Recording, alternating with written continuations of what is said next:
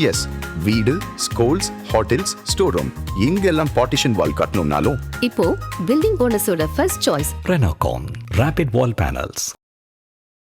வயலூர் முருகன் கோயில் அதீதமாக நான் அந்த இடத்துல ஒரு ஆற்றலை உணர்ந்த இடம். ஆறுபடை வீடுகளை பற்றி எல்லாத்துக்குமே தெரியும். ஆனால் வயலூர் முருகனை பற்றி பல நூறு ஆண்டுகள் பழமையான கோயில். அந்த கோயிலுக்கு எய்த்த மாதிரி அக்னி தீர்த்தம்னு ஒரு குளம் இருக்கு. இன்னைக்கு அந்த தீர்த்தத்தை பற்றி யாருக்குமே தெரியல.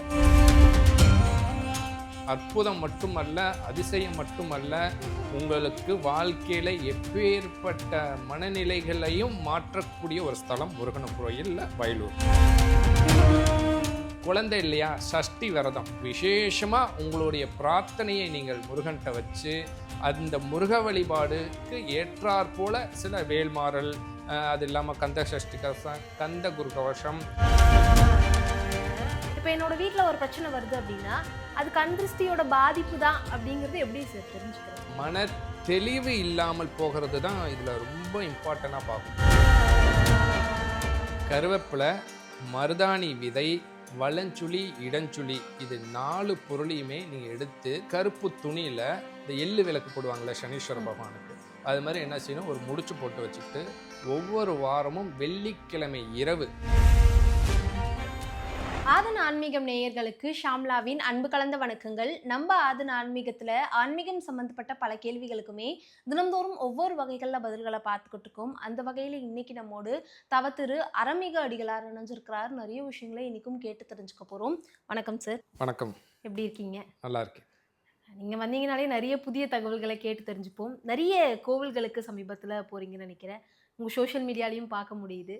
நீங்கள் போய் எனக்கு இந்த கோவில் ரொம்ப நெருக்கமாயிடுச்சு அப்படின்னா ஏதாவது கோவிலை சொல்ல முடியுமா? சமீபத்தில் முருகர் மேலே, இந்த கலியுகத்தில் முருகர் மேலே நிறைய பேர் பற்று கொண்டு இருக்காங்க.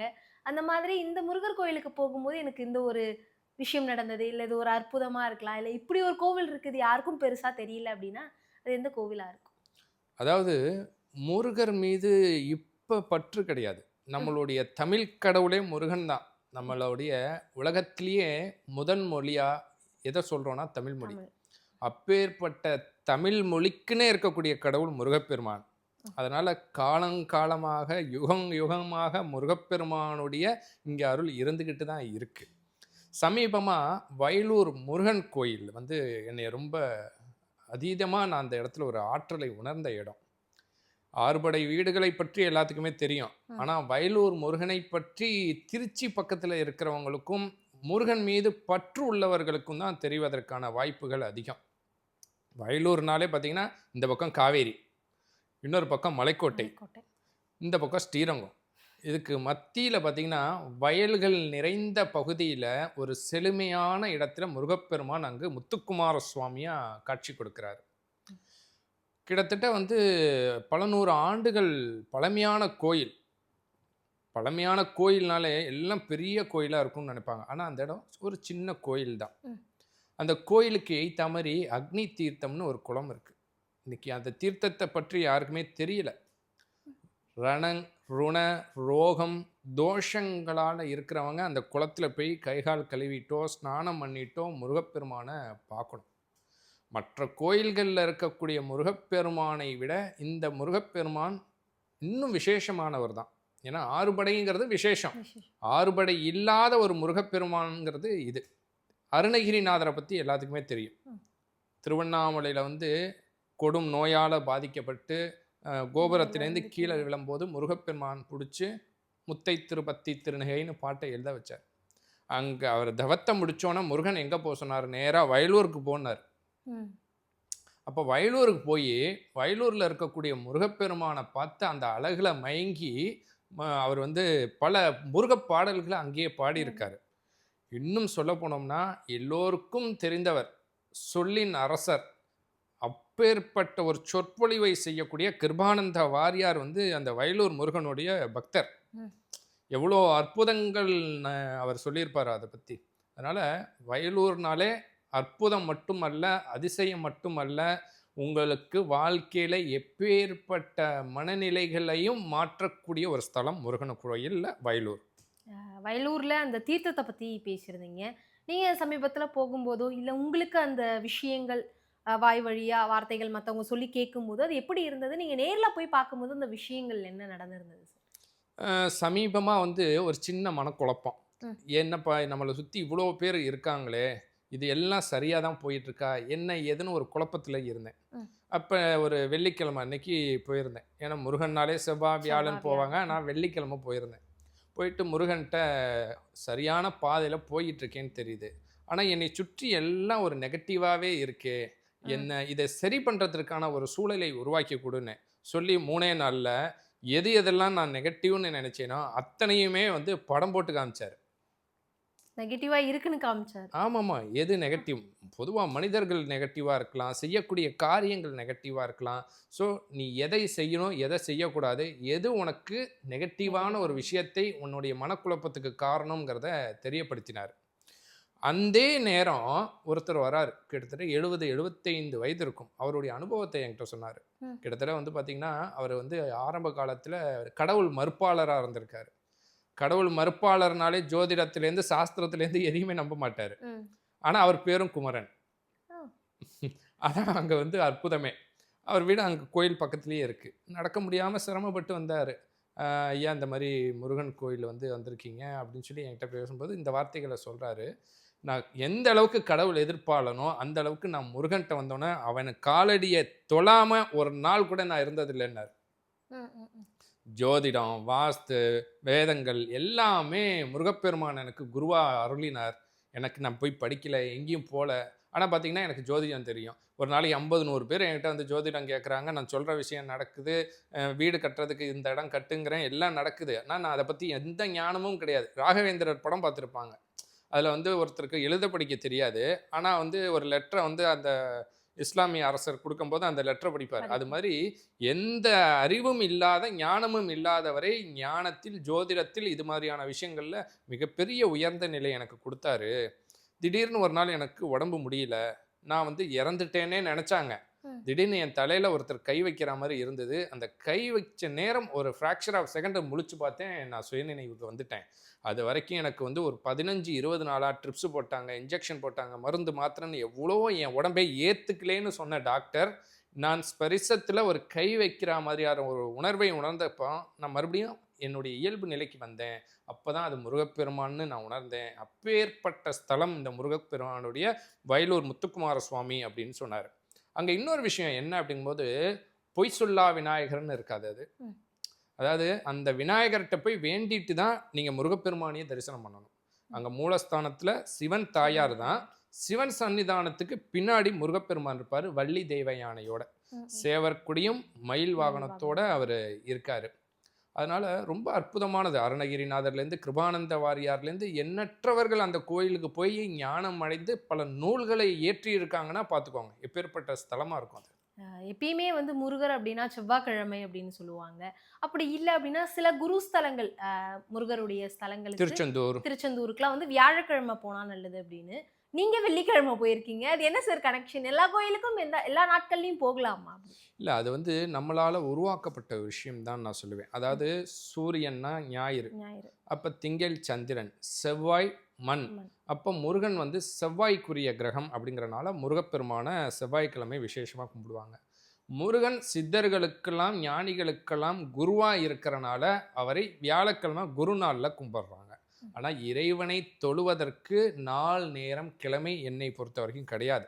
ஏன்னா நாள் என் செய்யும், கோள் என் செய்யும், வினைதான் என் செய்யும்னு அருணகிரிநாதர் பாடினவரே மிகப்பெரிய முருபக்தர்.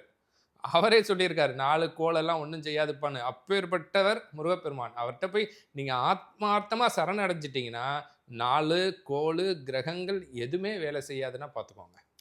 கடன் தீரணுமா? முருகர் வழிபாடு. வீடு கட்டணுமா? முருகர் வழிபாடு. திருமணம் ஆகணுமா? முருகர் வழிபாடு. குழந்தை இல்லையா? முருகரே குழந்தா வந்து பிறப்பாரு. அதுக்கு ஒரு முருகர் வழிபாடுன்னு திரும்புற பக்கம் எல்லாம் முருகர் வழிபாடா இருக்கு. அதை எப்படி பாக்குறீங்க சார்? இல்ல கண்டிப்பா வந்து முருகப்பெருமான் கலியுகத்துல கண்கண்ட தெய்வம். சிவன் எல்லாருமே சொல்றாங்க. சிவனுடைய அதோமுகம்னு ஒண்ணு இருக்கு.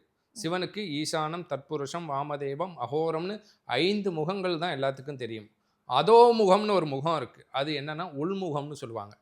அந்த உள்முகத்தை யாராலையும் பார்க்க முடியாது. பார்த்தா அந்த பிரபஞ்சம் தாங்காது. அப்போ சிவன் வந்து அழிக்கும் கடவுள். அவர் நெற்றிக்கண்ணை திறந்தால் எப்பேற்பட்ட பிரளயங்கள்லாம் ஏற்படும். பிரபஞ்சத்தில் இருக்கக்கூடிய தேவர்கள், ரிஷிகள், முனிவர்கள் எல்லாருமே அவர் நெற்றிக்கண்ணை திறந்துடக்கூடாதுன்னு பயப்படக்கூடியது. அப்பேற்பட்ட நெற்றிக்கண்ணிலிருந்து அவதரித்த முருகப்பெருமான் எப்பேற்பட்டவராக இருந்திருப்பார். இப்போ சிவன் சக்தி வாய்ந்தவர், அதில் மாற்று கருத்தே இல்லை. அவர் அநாதி, அவருக்கு பிறப்பு இறப்புங்கிறது எதுவுமே இல்லாத அநாதி. அதனால் அந்த அநாதியிலிருந்து பிறந்த முருகப்பெருமான் சக்திகளுக்கெல்லாம் சக்தி.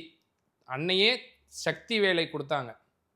அப்போ பாருங்க, எல்லா இறை சக்தியின் ஒருமித்த சக்தி முருகப்பெருமான்.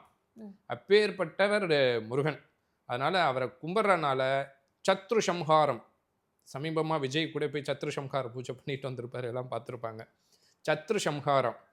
குழந்தை இல்லையா, சஷ்டி விரதம். திருமணம் நடக்கலையா, கிருத்திகை விரதம். இது மாதிரி ஒவ்வொரு நாளும் இருக்குது. அந்த நாட்களில் விசேஷமாக உங்களுடைய பிரார்த்தனையை நீங்கள் முருகன்கிட்ட வச்சு அந்த முருக வழிபாடுக்கு ஏற்றாற் போல சில வேல்மாறல், அது இல்லாமல் கந்த சஷ்டி கவசம், கந்த குரு கவசம்.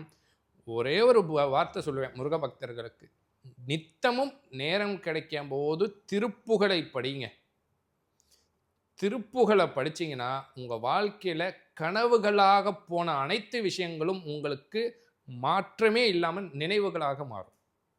சில பேருக்கு அந்த திருப்புகழை படிக்க முடியாது, அவங்களுக்கு படிப்பறிவு இல்லாமல் இருக்கலாம். இப்போ அதெல்லாம் கேட்க ஆரம்பிச்சிட்டாங்க. சார், எனக்கு டைம் இல்லை படிக்கிறதுக்கு, நான் வேலைக்கு போகிறேன் அப்படிங்கிற பட்சத்தில் காலையில் வந்து நம்மளுடைய டேப் ரெக்கார்ட்லையாக இருக்கட்டும், இல்லை டிவிலையாக இருக்கட்டும், ஃபோனில் ஏதாவது ஒரு வகையில் அதை கேட்குறாங்க.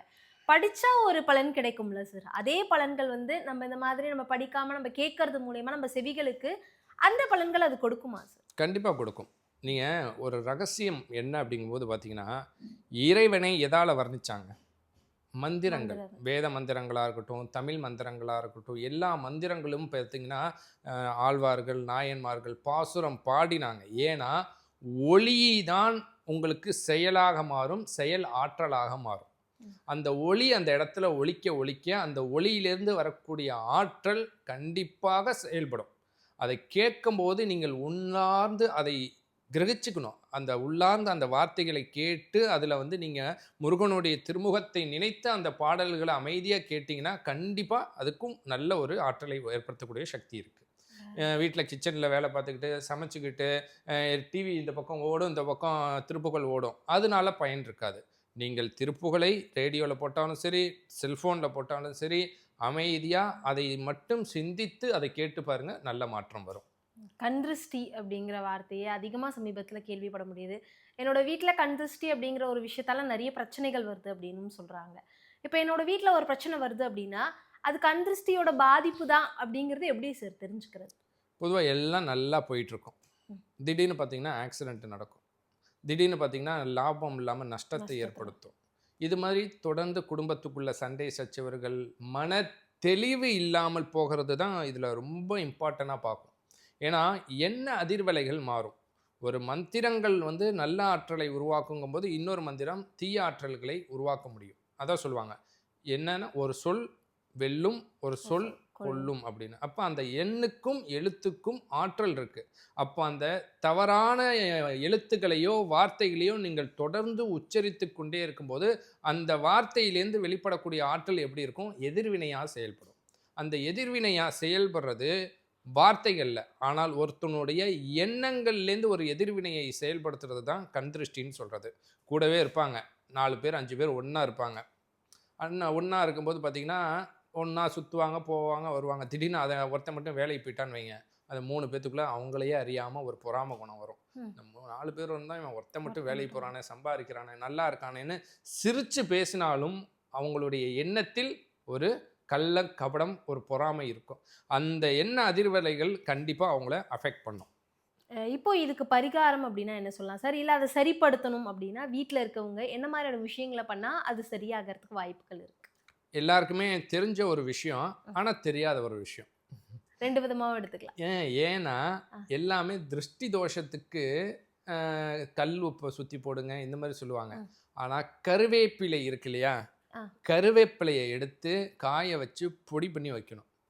கருவேப்பிலை, மருதாணி விதை, வலஞ்சுழி இடஞ்சுழி இது 4 பொருளையுமே நீங்கள் எடுத்து தனியாக வச்சுக்கணும். இதில் கருவேப்பிலையை மட்டும் பொடி பண்ணி வச்சுக்கலாம், மருதாணி விதையை வச்சுக்கலாம். இது எல்லாத்தையுமே ஒரு கருப்பு துணியில், இந்த எள்ளு விளக்கு போடுவாங்கள்ல சனீஸ்வர பகவானுக்கு, அது மாதிரி என்ன செய்யணும், ஒரு முடிச்சு போட்டு வச்சுக்கிட்டு ஒவ்வொரு வாரமும் வெள்ளிக்கிழமை இரவு என்ன செய்யணும், அந்த வீட்டில் இருக்கிறவங்க தலையை சுற்றி வீட்டுக்கு வெளியவோ உள்ளேயோ அல்லது ஏதோ வெளியில் கொண்டு போய் அந்த மட்டும் எரிச்சிங்கனாலே கந்திருஷ்டினால் உடல் ரீதியாக ஒரு சோர்வு, மந்த நிலை, ஒரு தெளிவில்லாமல் இருக்காங்க இல்லையா, அது கண்டிப்பாக சரியாக போகும்.